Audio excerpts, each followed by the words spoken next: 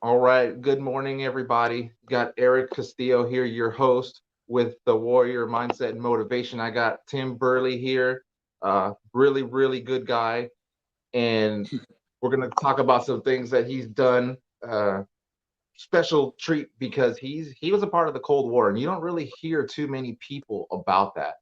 And we're gonna get into that and how he was during that time, his what his state of mind was, the mentality that he had to go through during that very hard and trivial time.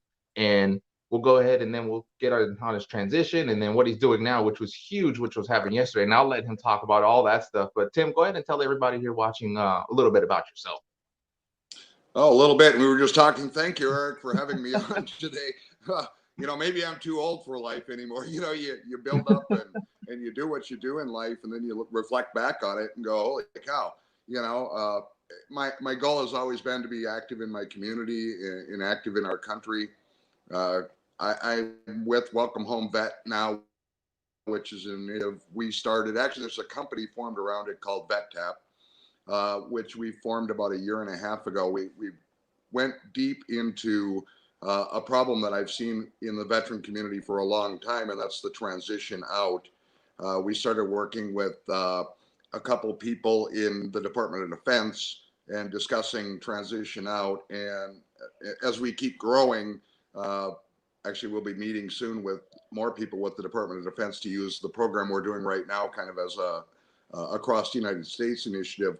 Welcome Home Vet is actually a program for veterans or for military members before, during, and after they serve. And the impetus of it is to help them with financial counseling, spiritual counseling, just the whole gamut of life skills. We go into the military when we're 18, 19 years old. Half of us haven't bought auto insurance. Yeah. So we get to the post. We can post after basic training. We run down to the dealer right offside post. They say, yeah, I can get you in this car for 24%. You go get it. Yeah. I talk to Eric and say, who can I get insurance from? So you call Bob down the street because Eric got it for 30 cents. You don't have the right coverages, but it's cheap, which is a mentality. You don't know what a 30-30-30 or a PPP is or anything like that. You just know it. They told me it's insured. Yeah. So we walk through those life skills and we look at where a veteran is or where somebody going in is and where somebody is coming out. Both my sons were in, and actually one of my sons called me a couple of weeks ago, and he had a female veteran friend who was getting out, and she wants to be a cook, or not a cook, but start her own, what we would call we call in the military gut trucks or road Yeah. Yeah. Gut truck. truck. But now it's the professional, go and serve tacos and she had her grandmother's Creole recipes and loves cooking Creole, and she wants to do that when she gets out. So what we did is worked in our network, hooked her up with Chef Zito, who's an up and coming chef who really loves veterans, who's actually helping her fund her business to get her grandma's. I think she's starting in Atlanta, Georgia. But what we do is hook up the resources for veterans getting out. And so we go into communities and actually train communities. Here where I live, our community, our mayor, our city council, our economic development, our chamber of commerce have all gone through training. So we've actually changed laws in our community for veterans.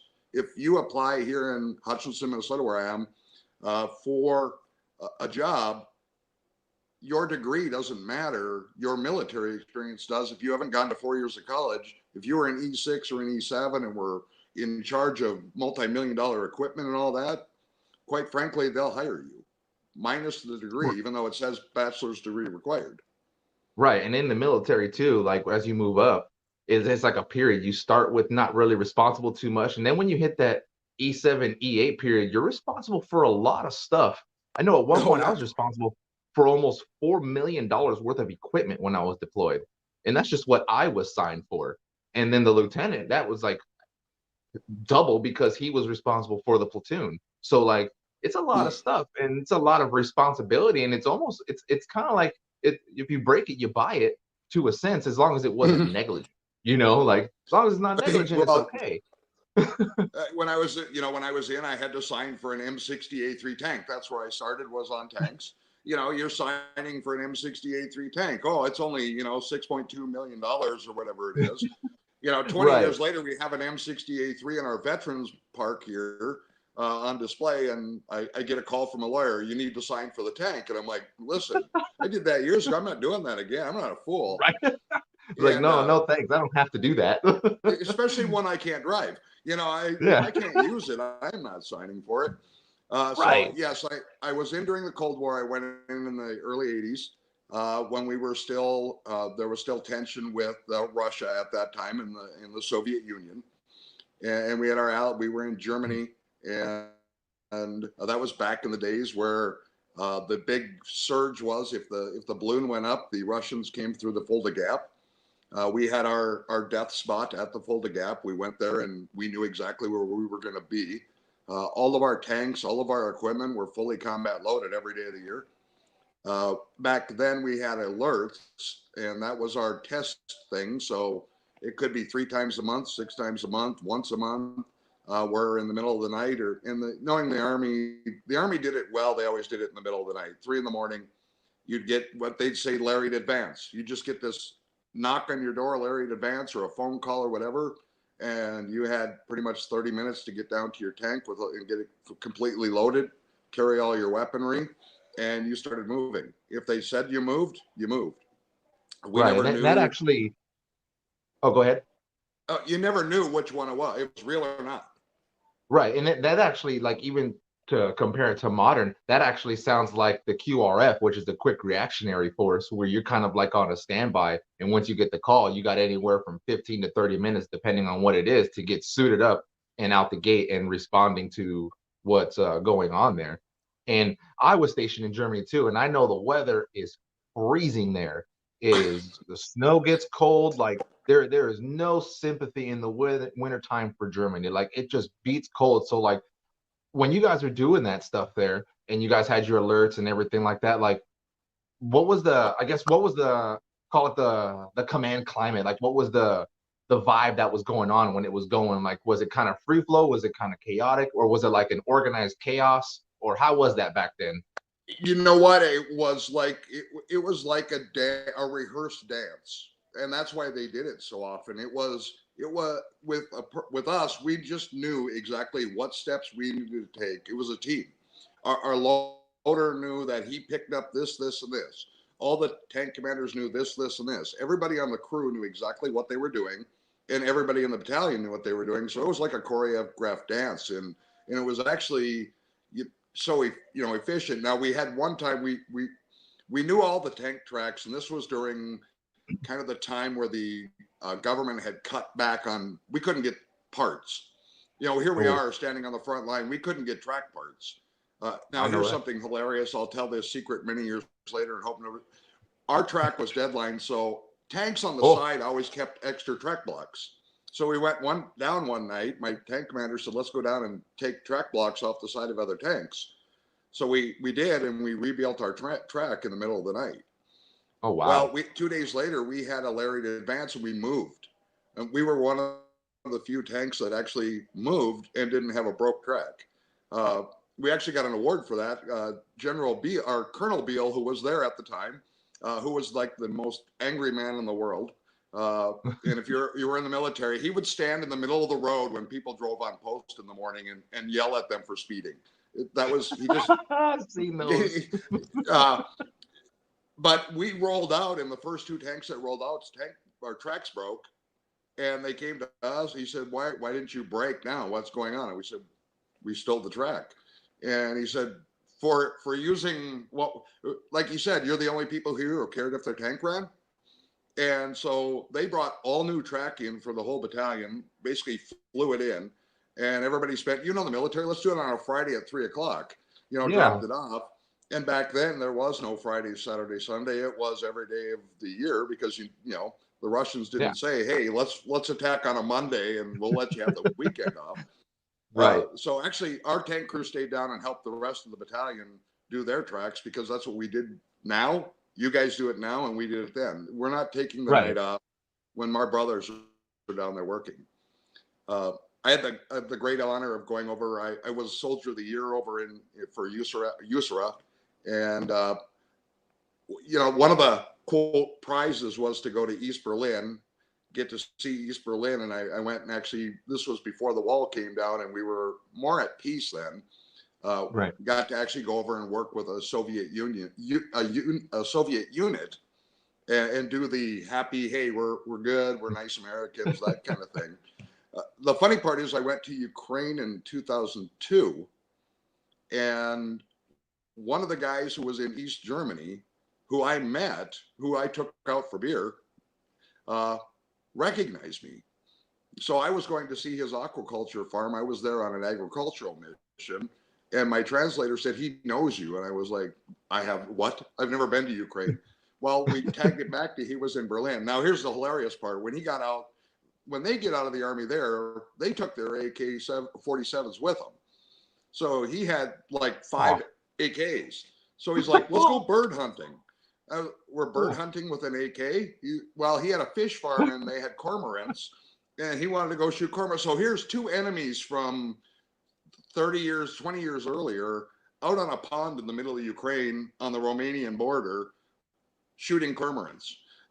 We had a blast, and literally, but you know, when the wall came down, it was the military changed, everything changed. And now then we went into, you know, the Iraq, Afghanistan. It's a different war, but the wounds of the war, all of that are still the same. I mean, we lost people during the Cold War on the border. Things were happening on the border that weren't reported. They figure about 1,800 people died during the Cold War along the border. And that's why they moved the Cold War now. Congress moved that into and the American Legion changed the same thing. Congress changed that into a wartime, an actual war, as opposed to just giving it the name the Cold War. Right, giving it just the title. And it's funny you say that when you met with that guy or that soldier from Ukraine, because they do in Germany, they have a German-American partnership that they do every year. And that was nice to do because you go shoot the German weapons and you get a chance to earn the German proficiency badge or the Schützenschnur, which is a cord that you see on my dress uniform where you can wear on your dress uniform for enlisted personnel. And it's neat that when you think about it, like we partner with them and we do stuff with them, but just not that long ago, I mean, it's not that long, but it really is, we were fighting against them, World War I, World War II, when they damn near took over the whole world. So it's, when you see the transition and the change of how it goes, and then it's like, now it's like, dang, I'm working with the German guy who, not his fault, but we were enemies at one point. So it's nice to make that comparison from now and then to yours back then. I think it's kind of neat. Well, they had us, I mean, with the Iraq-Afghanistan war, we outnumber them. I mean, we outnumber the Taliban and all those people. We could send our complete military and probably devastate them. You know, back then the Russians outnumbered our tanks 9-1. Now, the interesting part is we could load 9 rounds and fire them before they could load 2. They had auto loaders back then. We had, you know, people loaders. And like my loader on my tank, you know, could suction load. So that load fired, he actually used the suction of the tank to pull the next round in. And that's how you, 2 seconds later, you were on target. So, and now they moved to the M1, which is basically got 2 targets targeted at the same time. You know, so the technology changed. My sons, I have had 2 sons who have been in. One was a cryptolinguist. I think I speak fluent German, or fairly close to fluent German. We spoke German to our children. When he grew up, he really had a knack for languages. So he is actually, in your war, he speaks Persian, Farsi fluently, and several other languages. But he worked, last night on the show, we had Mark Nuchin, who was with that movie 12 Strong. He was one of the first 12 special forces in. He would have been, if he would have been in during that time, he would have been in Fort Campbell actually supporting that team with Persian Farsi translation. So it's pretty cool. Nice. And Mark was like, oh my God, he speaks Farsi? That's crazy. He said, that's like the hardest language to learn.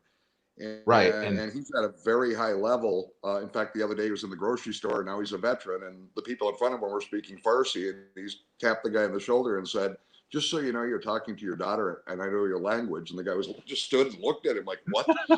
So we have some fun as veterans. And go there.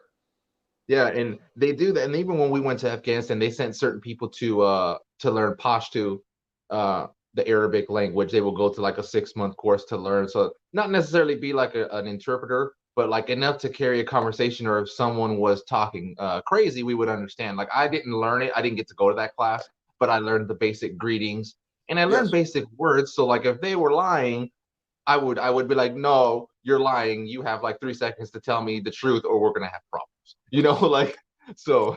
It's interesting, and that's why I learned German, is because when I went to East Germany, I could speak with the Germans, and you have to learn the dialects, but 90% of it you understand. The funny Right. part is, years later, when I went back to Ukraine, the Russians learned German because that's their biggest trade partner. So Hmm. so I could switch to German. I was teaching there, and I could switch to German, and with my hacked up German, at least then, because I hadn't used it in years, got my message across. And Nice. so we talk about the value of languages. Well, we never realize what situation we're going to be in where we need it. Right. No, that totally. And So just with the last part of the code word, were there any? Did you get happen to come across any engagements, or was it just all like just alerts and training? Was there any like okay things got crazy for a little while, or did any of that happen? during Libya, when we struck in, I think it was 87, Muammar Gaddafi, we bombed Muammar Gaddafi, and that was a pretty heavy duty alert. Because we didn't know what the response of the world was going to be. So they had all the everything loaded up on rail cars, ready to move or to be shipped or to go around whatever direction we did. That was a tense moment. We spent a couple days because they sent the tanks, and they, of course, the Army likes to send our tanks on the nice luxury rail cars, and then they put us in box cars. So we spent like Yeah. 5 days, on a train. Oh, We jumped back on. There we go. there we go. So there were tensions going on, and the bombings were going on. The Red Army faction were bombing a lot of places in Germany where American soldiers would go. So we were kind of locked down. But we did this kind of the same thing you guys do when you're deployed. You Hmm. you all of a sudden have somebody bombing the bar where all the veterans are, where all the servicemen are going. Hmm. So we had actually two tanks parked at our main gate. The Germans, of course, and a lot of people started protesting, which became tense. So, Yeah.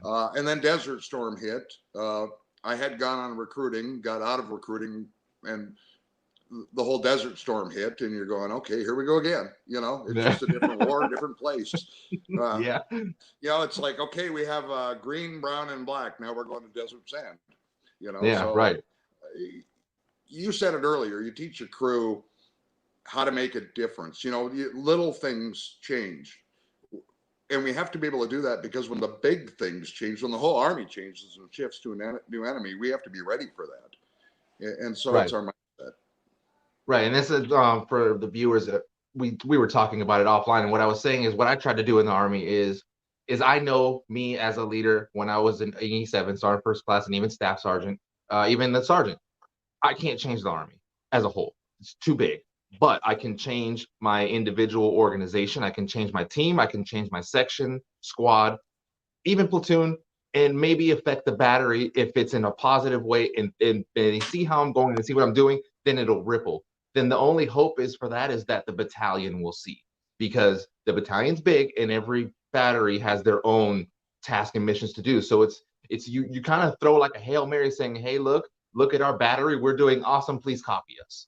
So we try, as long as you can affect your small organization, and that's kind of how you apply it now. Like me as a person, it'd be hard for me to change the entire world, but I can influence people who are watching now, and maybe they talk about it to their friends, and their friends talk about it to their friends, and so on, and then it creates a domino effect. And that's the hope for all this. As I do these, as I talk with you and other people, and that's why I highlight certain things and kind of make certain points on aspects like that to for people who try to say I'm going to change the world. Well, it's kind of hard to do that, and that's not being negative. That's just being real. Uh, it's hard to do that because you got so many different people, attitudes, countries, and everything. So if you can just influence your organization or even your community, your town, and just keep that, maybe other people will see and then hey, we can do that too, and it starts to create a domino. And that kind of leads me into now, as you got out of the military, how was that for you? Because I know some veterans have it pretty smooth, and some, like myself, not so smooth.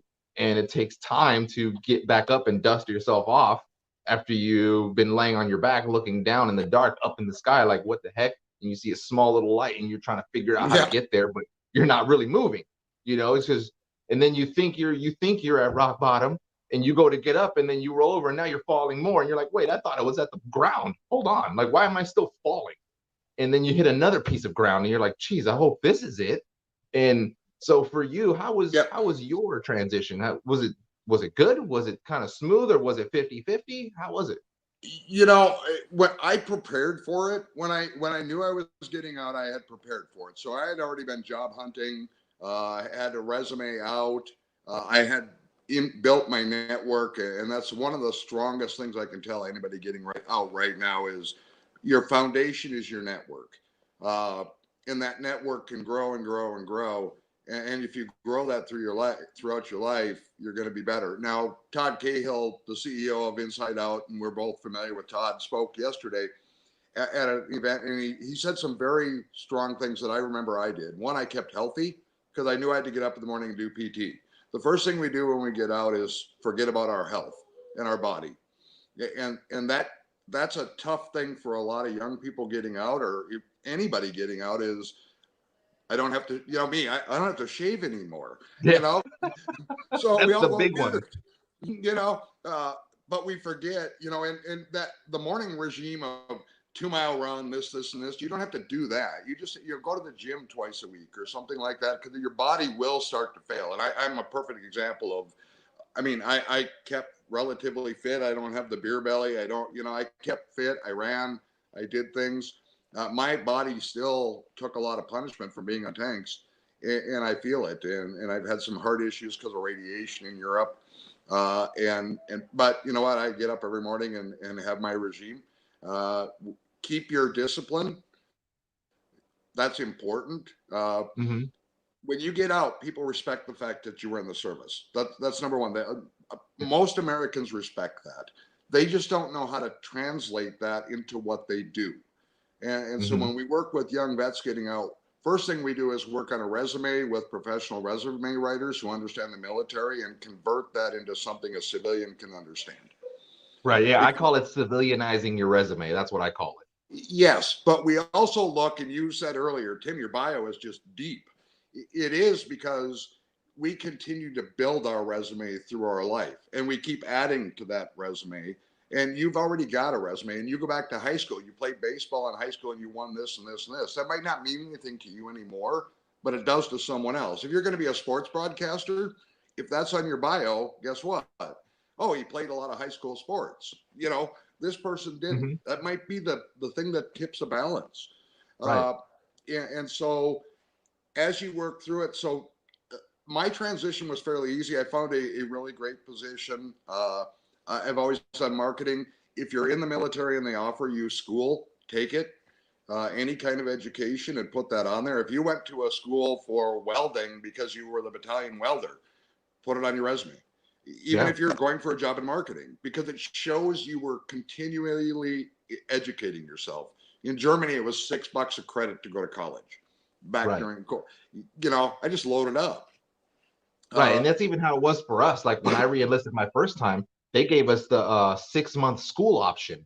So that mhm. was like two terms, basically 6 months.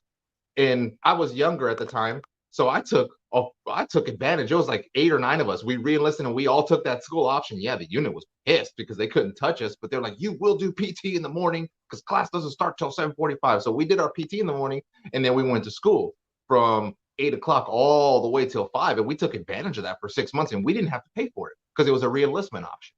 The other thing I can tell guys getting out is save your money when you're getting out. If you're moving back to town, or you're going to get an apartment, and I'm in Hutchinson, Minnesota. You're going to pay $1,000 down. You're going to pay for a pet, for the pet to be in your apartment. You're going to pay for a garage. By the time your internet hookup, you're going to start a new Mm-hmm. banking account. You're doing this. You're doing this. By the time you're done, you got $3,000-4,000 just in that, and your moving Yeah. expense, which the military pays for. But, you know, all of a sudden, that's what happens is they come out and they say, where are we going to live? Now, with our program, we actually have grant funding available for them. So we have houses that realtors in our town have identified as part of our program. So we had a young vet get out. They moved to a smaller town, which is about 8 miles from here. The house was $55,000 because it's a small town. It's a 2-bedroom, a 1-bath, huge garage, a big lot. The town's extremely quiet, which is great for PTSD because there's really no threat there. You know, your Right. neighbors come over and bring you pies. You know, this is Midwest. You know, they moved in and actually they went home right before Christmas. They were here, went home, and there was a basket in their front door because they left their door open with over $1,000 worth of gift cards and stuff that the community put together for them. Wow. And this is how the Welcome Home Vet program, we worked with all their vet organizations in that community because they want veterans in their community. They have, Right. you know, an aging community. And so what we require the veteran to do then is to, if we help with the grant, they can pay the grant back or loan grant. So they can say, okay, we helped you with $5,000 down payment. You can pay that back, or you can donate 8 hours a month of service in that community. Join the fire department, join the American Legion, the VFW, and actually have somebody sign off that you've volunteered and done work, and then we pay that month. So what we're doing is keeping the activity, and what we find is the veterans doing that all of a sudden start meeting their neighbors. They start meeting people they associate with. They get back into the community, they volunteer, and what they did, that service they did, continues. Now we're getting rid of PTSD because they have a whole group of people surrounding them who love and care about them. You know, if they have a crisis, people come around them. When one of the young veterans here a couple months ago, he got called back for something. You know, he's kind of some reserve.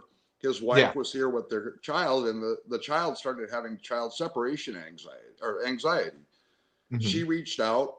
Actually, we had a local organization pay for plane tickets. So once every weekend, her and her daughter flew down to see her husband and her Oh. dad, Oh, and the wow. community paid for it. And that was the best. To get a therapist would have taken 3 months. This was immediate. Let's take care of the problem immediately. Right. No, So that's she just neat. went and saw daddy every weekend. Right. That's cool. That's pretty neat. So And I'd like to. I looked at the Welcome Home Vet website, and it's pretty neat. It's pretty straightforward. Now, for people who are looking and not really too tech savvy, is this just only for Minnesota, or is this like nationwide, or how does that this work? is nationwide. We will help veterans nationwide. In California, we're pretty heavy out in California area.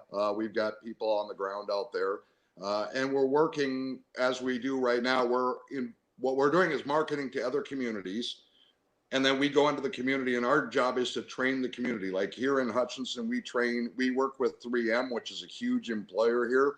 So when Hmm. COVID started, a lot of veterans there started kind of getting the boogaloo thing. Who are we fighting? You know, Yeah. and actually the human resources guy called and said, Tim, what do we do? You know, we can't have somebody here talking about, you know, I'm bringing my AR in tomorrow and I'm carrying, you know, and we went there and we talked to the vets there and said, okay, here's what's happening. Calm down. You know, here we've got this to do. This is your mission. So they hire us to do that. Right. And so we're spreading to other communities all over the United States right now. And so if you're in a community that, you know, you say, hey, I'm in this community, we'd love to learn how to do this and how to change these people's thinking. And we have a fee we charge either the city or local organizations to cover our cost of going down there. Hmm. And then Right. we do the training. We have a complete training program put together. Now, since COVID, we're moving all that over online, of course, do it more Zoom and that way, because of course, COVID has created this issue. So during COVID, we've worked more on advancing those things, taking a step back and reviewing our program. And right now, our organization, when COVID hit and all that, we knew that there was I'm on a national committee with some former leaders, and we talked about pandemics and things like that. Uh, and with that, we knew there was a huge crisis coming, that PTSD was going to go up incrementally. Suicides were going to go up incrementally. Right. We were going to have veterans in crisis because of food, unemployment, all that. and we kind of took a step back and said, we need to be serving in that capacity. It's like, when you're in garrison, you're serving a different capacity than when you do in combat.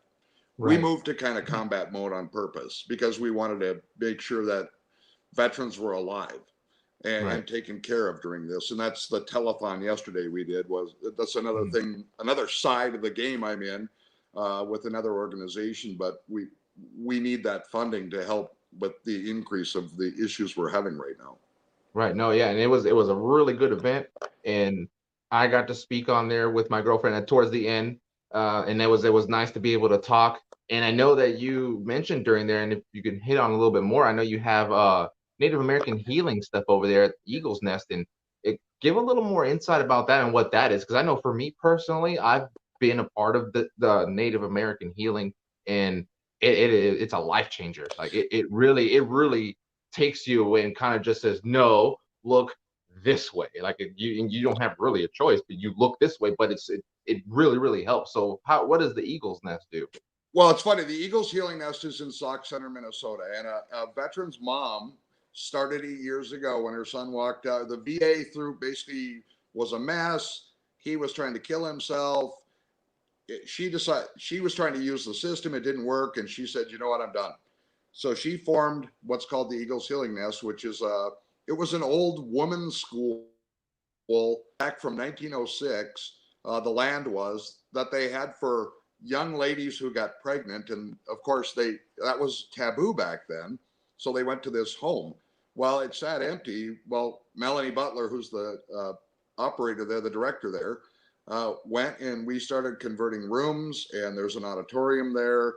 It's on 125 acres of land. There's a farm there with cattle and horses, and the Wow. veterans go there. Any veteran can go there for free, and I go there once a week actually just to calm myself down. It's so peaceful and full of love. And there's right now, typically before COVID, there'd be 70 veterans there, on and off, and they go Mhm. there to heal. And the funny part is about 100% of them heal and go on with great lives. And they can be there as short as they want. And they build a structured program based on all the programs. We have Welcome Home Vet there, so we help them actually transition out of the nest.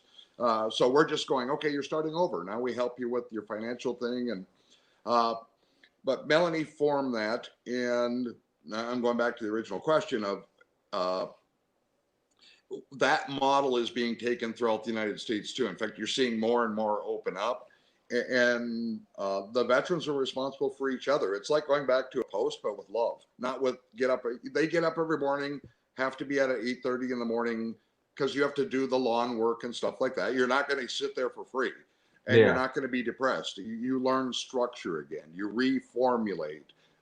Veterans have different groups that they can be part of. And they have the Native American teepee there that was built by our local. I've got to get the tribe right. We have Dakota, Sioux, different tribes here. Lakota are up here, but they have a teepee. They have a sweat lodge, and they do spiritual healing there, as well as spiritual yoga. So there are all kinds of different non-traditional methods of healing, and the veterans love it, and a lot of them take on that, and they use that. The Native American healers come and do their thing and work with them. And you have guys, they'll post photos on website. They're all sitting in a sweat lodge with a teepee and stuff. And you're going, when I first saw it, I was like, okay. And I grew up next to American Native in North Dakota, so I'm very familiar with the Native American, spiritual healings in the tribes and how they do different things. And you're going, okay, is this going to work? But they swear by it, and you swear by it, Yeah. and so we have to look outside the box, and pushing opioids and pushing drugs and pushing that like we typically they do with veterans isn't the answer all the time. In fact, after my heart issue and everything, I don't take any prescribed drugs. Everything I do is natural. Nice. Now, how did that spiritual tie into that? Like, how did that partnership start? Like, when you just said, "Hey," was it like a, "Hey, you guys should come over here and check this out," or how did that relationship kindle and become to what it is now? It's interesting. Melanie has so many threads throughout so many different communities. She was, she's a motorcycle girl, but has Native American friends. She has this. The the Eagles Healing Nest is, and we call it, and I know Rachel will get upset. We call it the tribe. And the reason we call it that is because everybody loves each other. So it's not a negative connotation on the word tribe, and it's not a Native American connotation of the word tribe. It's the true thing of people coming together in spirit. And so when you have that, your network of people who want to help is huge. And when you create that love, I mean, the people who go to the nest are from all walks of life. They have a chiropractor who goes there for free. He's an Army he was in the Army. He gives his time. They have a space there for him. He works on any veteran there who needs it for free. Every weekend he goes up. We have therapists, mental health therapists, all different flavors of them, not just arts or this. So veterans can experience. I always laugh. There's a E7 there, and I'm not going to give names because that's all. I try to keep their personal thing. But he had never done spiritual yoga or yoga, and he does yoga religiously every day now. He said, I wouldn't start a day without it because it clears his mind. It's his body. And so we're not only, we have to be open-minded as veterans. Everything isn't power kill, all this stuff. There's a lot of emotion code. I mean, I'm sitting here right now. I can drive, do a lot of things because of emotion code and body code therapy. Now people look at me like, you're nuts. You can't do that over the phone. I did. And my wife will be a testament to it. She watches me, another veteran and I went and carried about 300-pound furniture and it didn't affect me. Before emotion code and body code therapy, I would have been laid up for a month. Right. So, and I haven't had back pain forever. Driving back from the cities, doing 12 hours yesterday on TV would have killed me. I was tired, but my back feels great. Oh, that's awesome. And so it seems like Melanie was like kind of like that main link for the spiritual healing and kind of getting that nest going with that. Yes. And you know what? The great part about Mel is and all of us who work with that is we're open-minded enough to see that, if it's working for the Native American community, why couldn't it work for the whole community? We can have diversity and look at diversity and look at diverse things in the world without having division. That's our country's problem right now. Everything we talk about with diversity has to include the word division. You can do it, we can't. They can do it, we can't. When you have people come in and, Melanie's office is full of dream catchers and feathers and all kinds of things. Our Native American tribal members come because they volunteer there, and we forget yesterday, Veterans Day was yesterday, and a day late. Thank you to everybody who served. We forget all the time we have female veterans. A lot of the American Legions and stuff. It's all men, and it's like, that they don't post a picture of a female. In fact, one of our posts a couple miles from here actually did a new Veterans Memorial, and they have female soldiers in it, which a lot of organizations would overlook that. We pay very close attention to our Native American service members. One of my heroes was a Vietnam veteran named Sergeant First Class Red Door, and I can't remember his first name for the life of me. Heck, I can't remember my wife's name a couple hours from now. But before I was in primary leadership development school back then, which was that's a different name now. We called it ANOC, BNOC, all those. The next advance. And before a test, we had our final exam, which was a lot of people failed. And we went out for PT in the morning, had everybody take their shoes and socks off, and everybody's nervous. And we walked on the grass, and he said, "Feel the energy, feel the energy." And he talked about the energy of the earth and how you could use that energy. He didn't have anybody in his class throughout PLDC who ever failed that test. You're talking about a test with a 25-30% washout rate. He never had a failure. So you say, I still today go out and walk on my grass when I feel down, or I'll just go sit in the yard with bare feet and feel the energy. And my wife, I'll take her somewhere where there's grass and just say, take off your shoes, walk. and it just takes that out of you. Mm-hmm. So it could be the littlest thing. The Native Americans understand it, Mm-hmm. but you know, Bob down the street doesn't have a clue what I'm talking about, and will ridicule me for it. Well, you know what? He can Right. feel miserable. I'll feel great, and I'm good with that. Right. And I've done that too. And it took me a second to understand it. And that's when Rachel had to kind of explain to me, and like just to kind of just either standing or walk, but just like really just be still, try not to think about nothing and just kind of just feel. And then after a little bit, you can actually feel like you get the feeling in your legs. And as it comes up your legs to your chest, to your arms, and like you can feel that. And it's really, really, really powerful. It really is. And it's great. It is. If you understand it and you open yourself up to it, you can do a lot of things through without any kind of medications. Right. And but people want to listen. It's easier to have a doctor instruct you than to take it yourself and help yourself. And Right. we forget about that. That goes to the you versus you battle is Yeah. I can't fight my own fight and I need someone else to do it. And that person's just going to issue me another prescription. Right. So as we wrap all this up here, Yeah. if you can give one message to veterans out there, what would it be? What would you tell them, since you have a platform like this right now to kind of get them up or to get them moving? What would you say?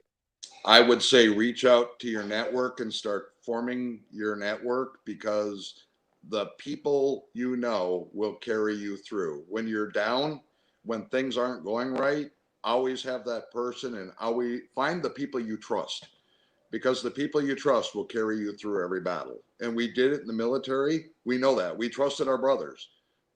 Keep those people in your life you trust and reach out to them. Put your pride aside. Right. That's I can't even say anything on top of that. That's like totally perfect. And that's what this is all about here. It's getting your mind right, making sure your mind is healthy, and be motivated to do it. Yep. And when it comes down to the end of the day, you can get all the motivation, all the tools in the world, but you didn't come this far just to come this far and stop. Mm-hmm. All the tools and everything will get you to the finish line. Yes, they will, but you'll stop just short of it every time, because you have to cross the finish line, not the tools, not the motivation, not these podcasts that I do. Will all this, even with Tim and the Eagles Nest, will get you to the finish line, but it's up to you to cross it. And it's on how bad you want to cross the finish line to live a better life. Right. Amen. All You're right. exactly So right.